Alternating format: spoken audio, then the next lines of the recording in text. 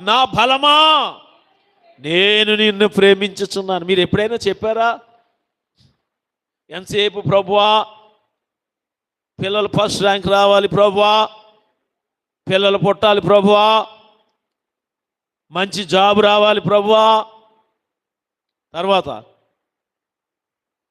మంచి పంటలు పండాలి, ప్రభువా అనుకున్నవన్నీ జరిగిపోవాలి, ప్రభువా స్వస్థత రావాలి, ప్రభువా డబ్బులు అయిపోకూడదు కానీ అన్నీ సమకూడిపోవాలి, ప్రభువా. ఇవే ప్రార్థన. మనం అన్నీ ఇది దేవుడికి ఎలా కనిపిస్తుందంటే ఫస్టే మనం దేవుడి దగ్గర అవకాశవాదుల్లాగా బయటపడిపోతున్నాం. అక్కడ